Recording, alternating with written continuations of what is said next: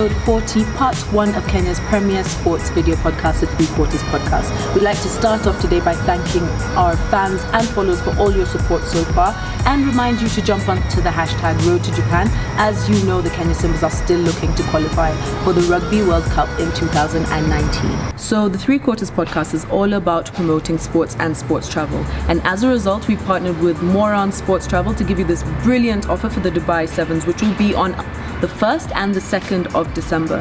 For only $999 you get to enjoy the full Dubai experience. That is your desert safaris, your nighttime barbecues, and also your Dow cruises. All this and much more coming up on your screen.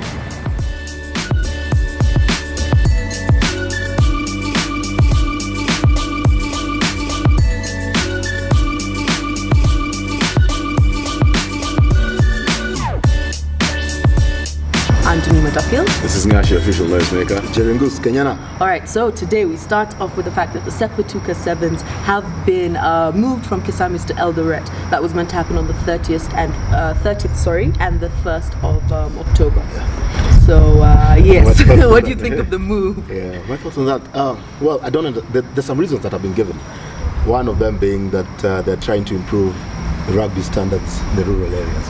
Well, I don't think that's the truth. I think this is just a lack of proper preparation, proper planning, and it reminds me of what we experienced. We talked about it in episode 38, the CAN situation in Kenya, where grounds are not ready for the tournament. And this is just in 2 weeks.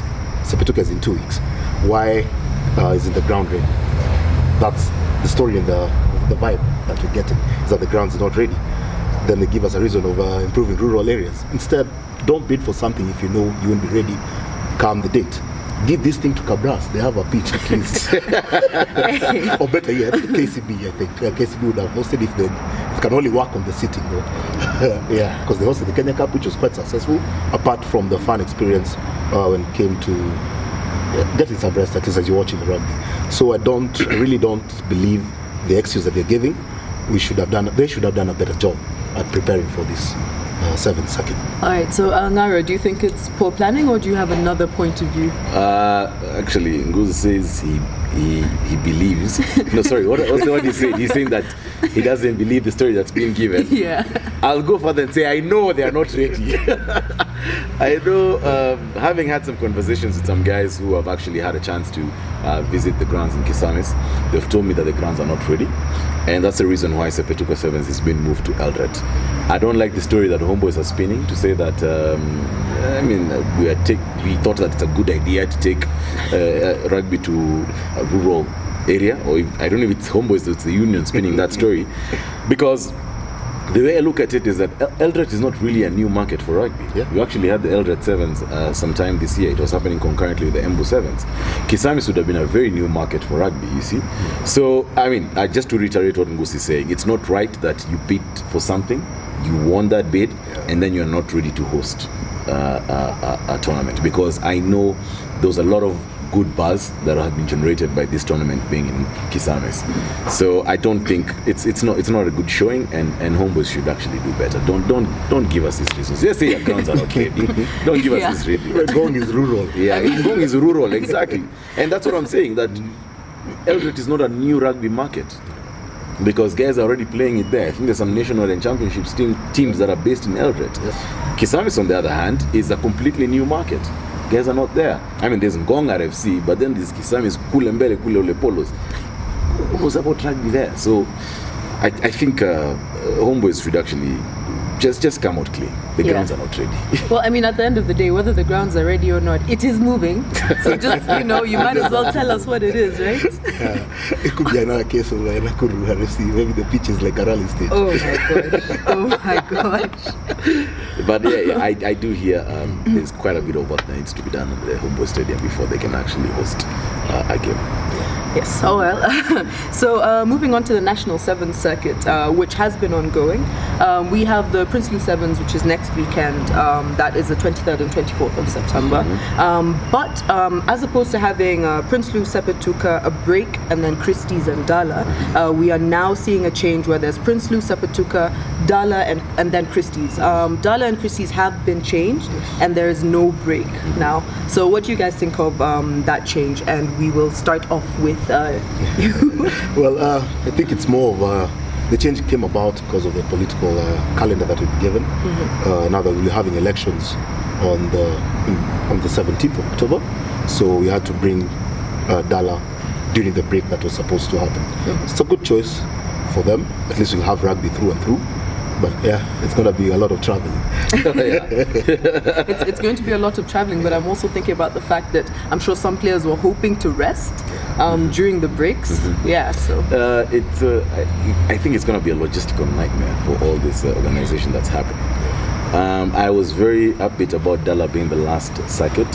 The last sevens tournament in the circuit. Yeah. I think it would have been very good. I mean, Kisumu in itself is a very nice city in terms of the social aspect of life. So I think they'll take a hit. But again, on the other hand, Christie's has also proven to be a very good ending to a seventh circuit. So the most unfortunate thing is, as you say, the players won't be having that break.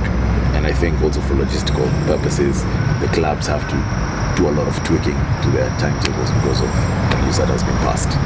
Yeah, well, then we move on to Prinsloo Sevens pools and predictions. Yes. So the Prinsloo Sevens will be happening on the 23rd and 24th of September at the Nakuru Athletic Club.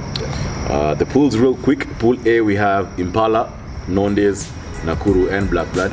Pool B, we have the Menengai Oilers, the Kenya Harlequins, Mwamba and Western Bulls. Pool C, we have Strathmore Homeboys, Mean Machine and Mombasa RFC. And Pool D, we have Cabras, KCB, Catholic Monks and Mount Kenya University Thika Stingers. All right, so that's it for the pools. Who are we seeing in terms of predictions for the quarterfinal? We start with the Pool A.